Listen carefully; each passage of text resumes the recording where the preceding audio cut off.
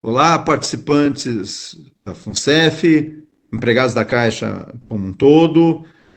Estamos voltando com o programa Debatendo FUNCEF em 15 minutos, um programa feito pelo coletivo Juntos, a FUNCEF é dos participantes, que teve na última eleição a reeleição, né, do colega Rogério Vida Gomes aqui como diretor de Controladoria e Administração da FUNCEF, Fabiana Mateus e Marcos Todi como Conselho Deliberativo. E estamos aqui então para retomar com esses colegas e outros colegas também o debate sobre FUNCEF, que é um tema muito importante para nós, né, empregados Caixa, tanto aposentados quanto da ativa, né? Hoje nós estamos então com o Rogério Vida Gomes.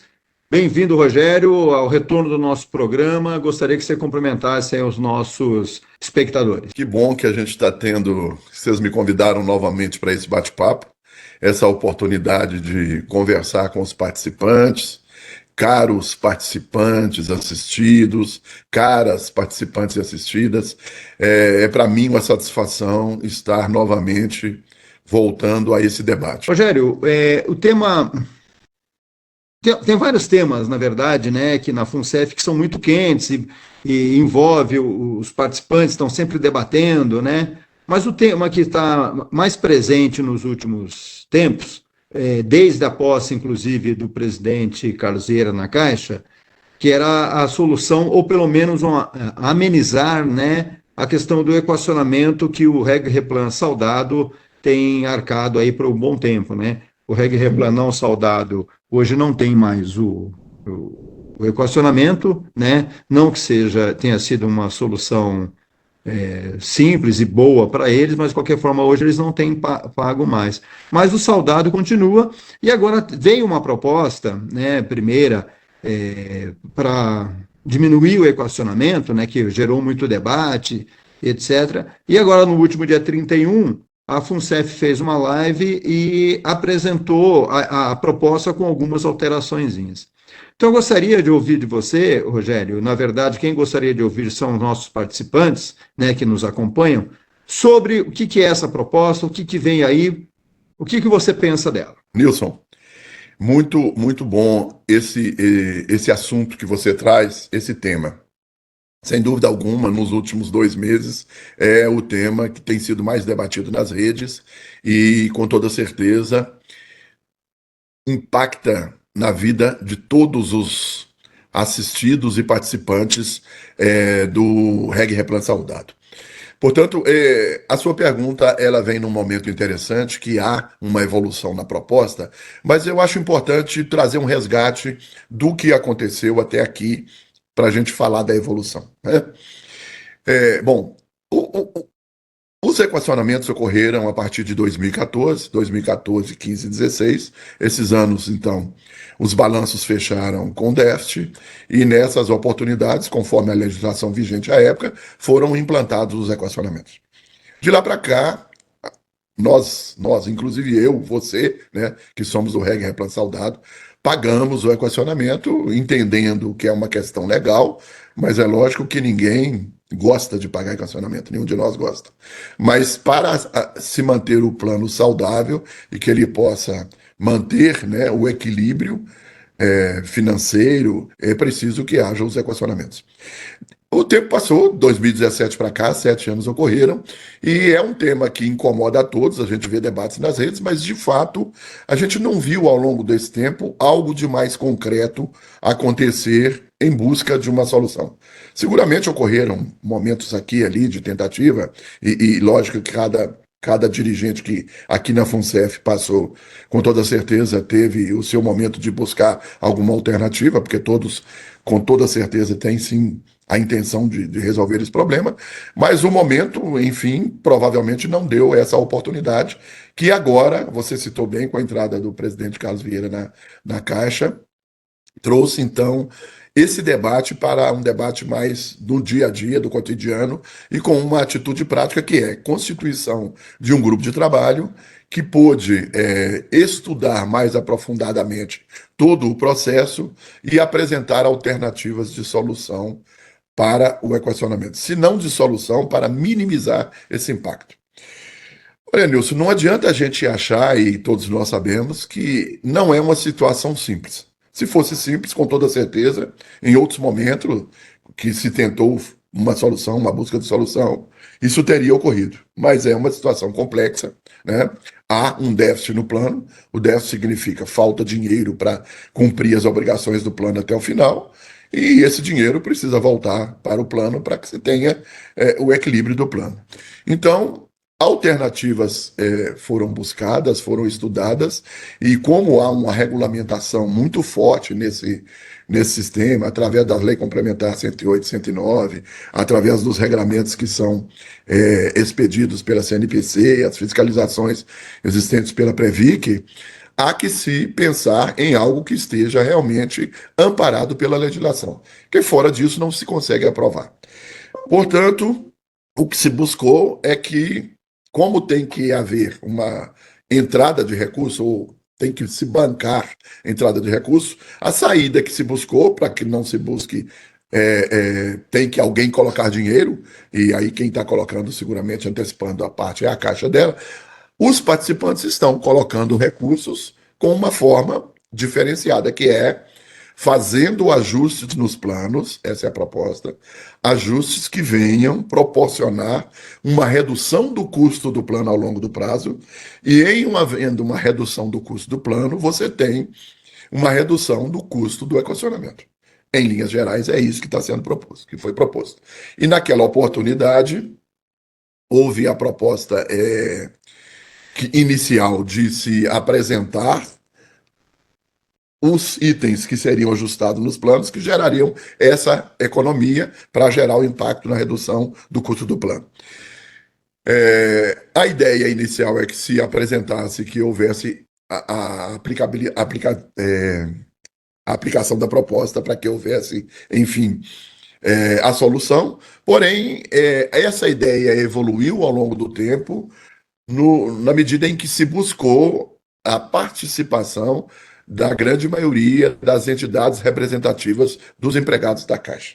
Essas entidades vieram ao debate, trouxeram os seus posicionamentos, trouxeram sugestões, e, logicamente, essas sugestões foram levadas em consideração, foram devolvidas aos estudos e foram logicamente solicitadas à Caixa, que é a patrocinadora, e aí sim se buscou uma melhora da proposta, que eu acho que ela passa por essa melhora que é significativa a partir da sugestão das entidades. Então, em linhas gerais, o que foi se apresentado lá naquele momento inicial? Um ajuste na pensão por morte. O pensionista passaria a receber 60%, mais 10% por cada dependente, limitado a 80%, que é o que é a pensão hoje. Então, hoje, a pensão é 80, passa-se a adotar o que o INSS adota já há algum tempo e grandes fundos de pensão adotam. O pensionista recebe 60% e a cada dependente até 21 anos se recebe mais 10% do valor do salário do benefício do participante, no caso, em caso de falecimento dele. Então, nós teríamos esse limitado a 80%, que é hoje o que se tem. Né? Então, a esposa ou o marido com 2 filhos menores de 21 anos teriam os 80%. Né? Caso seja só um dependente, no caso esposa ou esposo, na falta do participante assistido, seria então uma pensão de 60%. Houve também a proposta de cancelamento do pecúlio por morte, que hoje é 2,5 vezes o salário do participante, ele seria zerado, e esse teve um avanço significativo, e aí a gente fala logo na sequência. Teria um ajuste no FAB. É importante falar que algumas pessoas entenderam que o FAB seria extinto. Não há extinção do FAB. O valor que você tem de provisão no FAB, lá no site da FUNCEF, que tem todas as provisões de remuneração, aquele valor está mantido. O que há um recálculo que foi adotado para quem tivesse se apresentar, começado a trabalhar antes dos 18 anos e apresentasse essa comprovação, ele tinha um recálculo no FAB. Esse recálculo, a proposta é não colocar mais o recálculo. Então, esse seria o ajuste no FAB.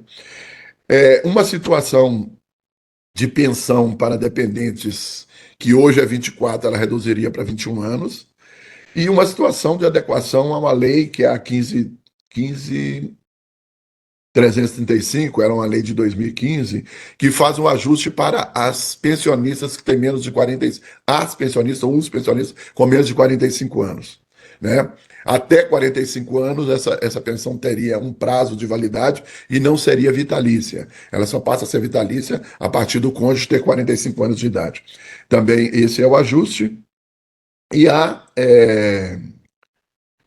vamos ver mais aqui. Então seria a pensão, o pecúlio por morte, o ajuste no FAB, a pensão para filhos de 21 anos e esse ajuste no benefício da pensão, exatamente. Então são essas 5 propostas.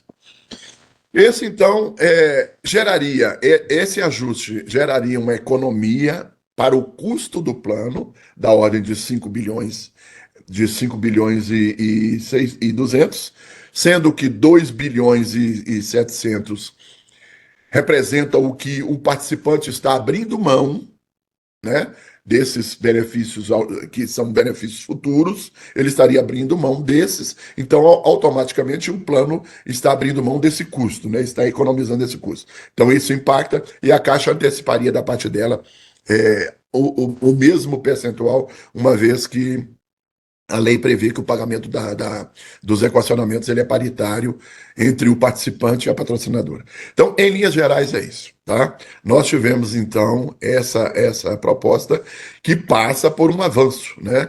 Mas aí tem a ver com as negociações que ocorreram e eu posso explicar o avanço na sequência. Rogério, bacana a sua explanação, assim, desde, né, que a gente se conhece, eu conheço você há muitos anos, você é um estudioso de FUNCEF, né, e sempre se dedica e a gente percebe na clareza que você fala as coisas. Você falou um momento, né, que a proposta veio e aí foi discutido com as entidades, etc. Eu queria aqui até destacar, né, as entidades elas sentaram à mesa com a FUNCEF, eu não sei se com a Caixa, mas com a FUNCEF com certeza, para debater a proposta e fizeram contrapropostas, etc., né? Então, destacar aí o papel da FENAG, que inclusive foi, né, na figura do seu presidente, o Marconi Apolo, né, que defendeu sempre, né, a questão de que quem tem que responder sobre se aceita essa proposta ou não são os participantes, sobretudo, né, os participantes saudados, né, que são eles é a vida deles que está envolvida, né. Então eu queria que você falasse rapidamente sobre o papel dessa pesquisa, né, que vai acontecer, se já tem prazo, como que vai ser nessa pesquisa e a importância dela, né, para que os soldados definam, né, ou pelo menos opinem, melhor, mais do que definir, né, opinem sobre a proposta aqui apresentada pela FUNCEF e pela Caixa. Olha, Nilson, você traz uma colocação que eu acho que a gente pode resumir em uma palavra importante. Chama-se transparência. Eu disse na questão anterior que havia a intenção inicial de se apresentar a proposta de se implantar o projeto, né, de se implantar. Porém, no debate que foi aberto com as entidades representativas, observou-se a necessidade de ouvir, de trazer as sugestões para dentro da proposta e buscar alternativas que pudessem melhorar a proposta do ponto de vista do participante. E esse ponto de vista foi traduzido para nós claramente pelas entidades representativas, e esse debate foi acatado pela FUNCEF, de modo que nós conseguimos uma evolução que eu acho significativa, né? Haviam 2 pontos assim muito polêmicos. Um deles era a pensão e outro deles era exatamente o pecúlio. O pecúlio foi o ponto mais debatido. E o avanço da proposta significou em retornar o pecúlio ao invés de 2,5 salários, com um salário, com um valor mínimo de 5 mil e um máximo de 25 mil. É importante a gente frisar que nesse máximo de 25 mil, estaremos atendendo 99,3% dos assistidos da Fundação.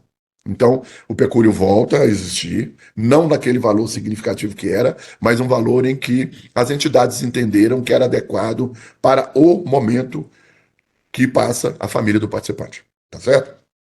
Então, o pecúlio volta nesse modelo. Isso faz o quê? Isso reduz um pouco, eleva um pouco aquela alíquota que a gente tinha apresentado.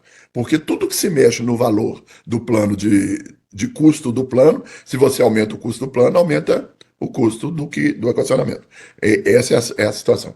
E isso foi discutido, amplamente discutido, e chegou-se ao entendimento que essa elevação ela é pouco representativa em relação ao benefício que ela traria para a família do participante, né? No caso do pecúlio. A segunda questão que foi muito debatida e que havia uma pressão forte, necessária, inclusive, pelos participantes e pelas entidades, era tratar o contencioso judicial. Nós havíamos divulgado já anteriormente que nós havíamos feito aqui a nossa gestão, juntamente com o presidente Ricardo, havia já preparado um grupo de trabalho interno da FUNSAF para levantar o contencioso. Esse estudo já vinha acontecendo e ele vinha nos seus momentos finais, e quando o debate vem com as entidades, nós entendemos que numa reunião que foi feita aqui em Brasília com todas as entidades, houve uma solicitação dos representantes dos participantes, né, os dirigentes das entidades, que o presidente Carlos Vieira pudesse conversar conosco naquele momento. Então o presidente aceitou, ele participou da videoconferência e foi dito a ele diretamente que para que o tema pudesse ter o desfecho adequado e necessário, é que se tinha que incluir o contencioso judicial nesse debate, né? A Caixa pediu um novo tempo, foi feito um novo estudo, e a Caixa, então, entendeu que era necessário acolher os estudos que a FUNSEF já tinha prontos, que a FUNSEF apresentasse, num prazo de 60 dias, toda a documentação que vinha sido fruto do estudo e do levantamento dos dados do contencioso, e isso está acontecendo. Então, esses dois pontos que foram colocados foram uma evolução significativa no processo, né? Nós entendemos, eu entendo que sim, havia no contencioso a maior reclamação, a maior necessidade de que se tratasse esse tema. O tema entra, então, na pauta, com um acordo que a Caixa deve assinar com a FUNSEF para encaminhamento, e isso é não só o tratar o passado, mas também tratar do futuro, daquilo que é provisionado anualmente no balanço. Isso está sendo também proposto dentro do acordo que será discutido e assinado com a Caixa. Então, Nilson, e isso para mim é uma evolução significativa em função do que apresentaram as entidades no debate junto com a FUNSEF. E para mim isso é transparência, para mim isso é realmente uma conquista significativa. E a questão do segundo avanço que eu acho muito grande é a possibilidade de uma consulta ao participante. E aí, assim, ao participante do Reg Replan Saudado, que é quem será impactado pelas medidas, né? Não será aberta uma consulta a todos, porque os outros planos não estão sendo tratados, né? Então, é do saudado. Essa consulta deverá ocorrer expectativa, eu não vou falar de expectativa, mas é que assim, você tem que ajustar sistema, você tem que fazer uma série de ajustes para fazer a consulta e para que seja um processo extremamente democrático e transparente, né? Para que as pessoas entendam a consulta. E uma consulta, para que você possa ter a sua participação adequada, é preciso que você entenda a matéria que está sendo constada, né? Ou seja, a proposta ela precisa estar muito bem detalhada e definida para que as pessoas votem, para que elas emitam a sua opinião. Portanto, então, eu entendo que agora, a partir da divulgação da FUNSEF, na data de 31 de julho da nova evolução da proposta, a partir desse debate, acho que as entidades precisam retomar esse debate com os seus participantes, com os seus associados, levar a eles a informação que o que vai trazer o discernimento é a informação da forma adequada. E uma vez detalhada e debatida a informação, aí sim o participante vai ter a decisão nas suas mãos, né? Implanta-se ou não. E aí isso virá com esse questionamento que vai ser o direcionador aí da continuidade e da efetividade do que está proposto. Ok, Nilson? Obrigado pelas respostas. Você até adiantou uma questão que eu ia trazer sobre o contencioso, você foi bem claro para respondê-lo, né? Eu acho também, como você pensa, que a pesquisa junto aos participantes do Reggae Replan Saudável, ela deve ser balizador mesmo para a tomada de decisão da FUNCEF. Eu sei que a FUNCEF e a Caixa não precisam desse resultado para tomar essa decisão, mas de qualquer forma eu acho que é importante saber o que pensam, né, os participantes, né? A gente vê muito debate e a gente está já há algum tempo, né, contaminado, né, pelo debate nas redes sociais, né? Então acho que a pesquisa ela vai dar uma tranquilidade, né, um conforto para a decisão que a FUNCEF venha tomar. Mas eu queria ir para uma terceira pergunta, Rogério, e seria a última nossa, né? Quando a proposta foi apresentada ali atrás, eu acho que foi em maio, né, por aí, houve uma grita geral, assim, eu não estou dizendo que essa grita foi infundada, mas de qualquer forma, as pessoas que representam os empregados da Caixa, né, os participantes, falaram muito em retirada de direitos, porque a FUNCEF estava tirando direitos dos participantes para poder fazer essa proposta, né? E falava-se muito que tinha que se olhar para o contencioso, e o contencioso você já comentou, já respondeu, e falava-se muito também que deveria se aumentar a taxa atuarial, né? Eu sei que a conta não é simples assim, né? Mas na cabeça de algumas pessoas, eu não digo todas, pensava o seguinte: se lá atrás eu abaixei a taxa atuarial e eu causei um impacto no plano de 6 bi, né? Aumentando o equacionamento em 6 bi, que agora, se eu fizesse o movimento contrário, né, eu poderia diminuir um tanto aí do equacionamento. Né? Como que é isso, Rogério? É simples assim? Mexeu na taxa e a gente resolve equacionamento? Quais são os riscos de fazer isso? A gente pode fazer isso? É uma coisa assim, acordei hoje, eu vou abaixar a taxa, ou vou aumentar a taxa. É simples assim? Como é que se dá isso? Nilson, é extremamente importante você ter abordado taxa atuarial, porque o impacto dessa decisão ele é muito sério. Né? Eu mesmo, há anos atrás, fui um crítico da redução daquela taxa da meta atuarial em 2017. Naquela época eu fui um crítico porque ela trouxe uma elevação no equacionamento. Né? Mas quando a gente entra mais profundamente no processo e passa a conhecer todo o detalhamento de uma decisão como essa, que é reduzir ou elevar a meta atuarial de um plano de previdência, você vê que a coisa não é simples. Porque cada decisão tomada num plano de previdência, ele traz impacto para o momento atual e traz impacto para o momento futuro, ao longo da vida do plano. Essa elevação ou redução, no caso agora nós estamos tratando a redução aconteceu no passado, gerou um déficit, o que o movimento contrário geraria um superávit, tá? Essa elevação, ela primeiro assim, ó, o Ricardo explicou na live, né, de uma forma um pouco detalhada, mas é importante que a gente entenda o seguinte: a elevação ela gera, num primeiro momento, um superávit no plano. Esse superávit, no caso do nosso plano, que tem um déficit não equacionado, vai impactar no déficit não equacionado de forma positiva, mas nós temos que lembrar que tudo isso gera um reflexo no passivo do plano, no custo do equacionamento e naquilo que a gente paga mensalmente. Nós estamos elevando e temos que lembrar o seguinte, que para se fazer essa elevação, nós temos que pensar que daqui para frente, os investimentos que fizermos têm que bater a meta atuarial, senão gera novo déficit. E atingir meta atuarial num cenário em que a expectativa é redução de juros no mercado, você vai tornando a maneira mais difícil. Então, a elevação não é tão simples assim.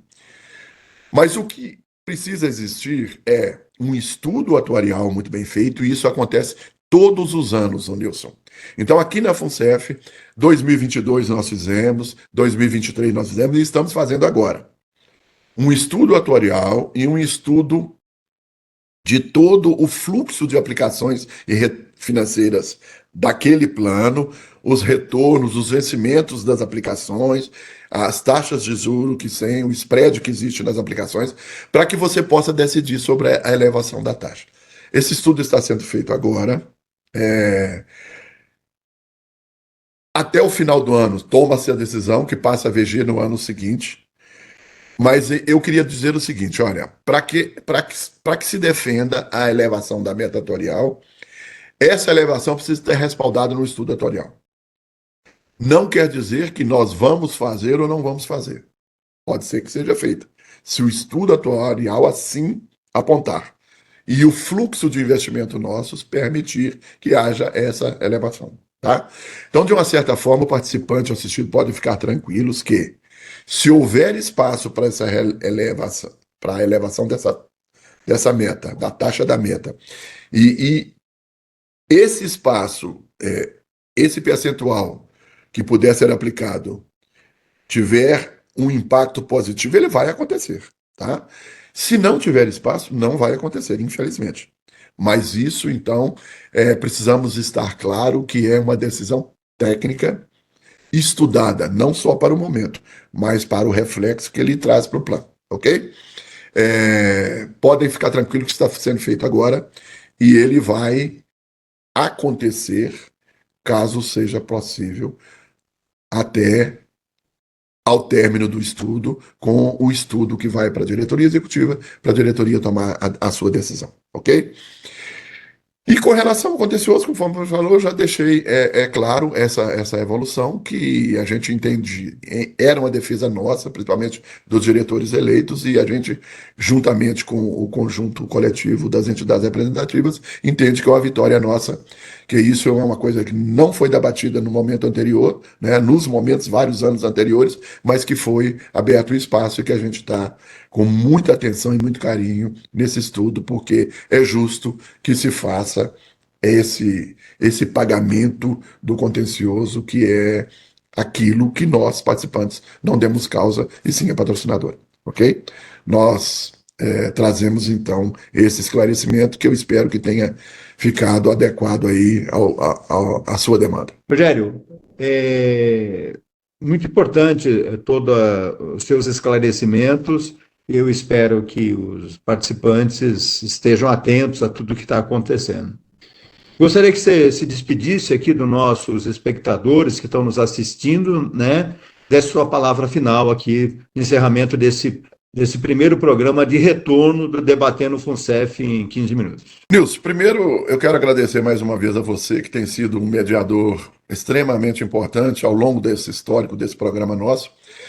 Agradecer ao coletivo, né, do Juntos a FUNCEF é do Participante, e pelo retorno do programa, agradecer ao convite e, lógico, agradecer ao participante, ao assistido que esteve conosco nesse momento. Eu quero mais uma vez frisar e lembrar que nós estamos aqui defendendo a nossa fundação, defendendo o nosso participante. A FUNCEF é um bem maior nosso, e esse bem maior que completa agora, né, nesses dias, completa aí 47 anos de vida, merece que seja bem cuidado, e nós precisamos da fundação, da FUNCEF, durante toda a nossa vida pós-emprego, né? Todos nós, eu, você, todos nós precisamos, e as participantes e os participantes, as assistidas e os assistidos dependem da fundação. E que bom que nós temos essa oportunidade de estar falando da nossa fundação, apresentando os nossos problemas e buscando e debatendo as soluções. Muito obrigado a vocês e muito obrigado aos participantes e assistidos e às participantes e assistidas que estão conosco nesse momento em mais um Debatendo FUNCEF em 15 minutos. Forte abraço, estou sempre à disposição de vocês para os temas que vocês julgarem adequados. Rogério, obrigado a você pela participação, muito esclarecedora, como sempre, a sua participação. Queria dizer o seguinte, né, que os participantes, né, sofrem com o equacionamento já há uma década, né, pagando esse equacionamento. A gente ouve muitos casos Isso não é apelativo, né? De pessoas que têm só alguns recursos para comprar remédio, etc., né? Então a gente precisa sim arrumar uma solução. Como você disse, a solução não é mágica, né? Dinheiro não cai do céu, né? Infelizmente, né? Se caísse, a gente resolveria o problema de todo mundo, né? Eu queria dizer que eu passei pela FUNCEF por 3 anos, né, como conselheiro deliberativo eleito, e tive a oportunidade, Rogério e participantes, de ver a seriedade das pessoas que trabalham na FUNCEF, né? Pessoas comprometidas, pessoas técnicas com muito conhecimento, né? Então, se tem gente que a gente pode confiar, são essas pessoas que estão lá. E outra coisa é dizer da importância de nós termos os representantes eleitos, né, que é a voz e a visão dos participantes dentro da FUNCEF. Sou sempre defensor de que a gente tenha pessoas do nossos representantes lá eleitos lá, né? Tem gente que defende que tenha que ser técnico a FUNCEF tem bastante, né? Precisamos ter gente lá para pensar a FUNCEF.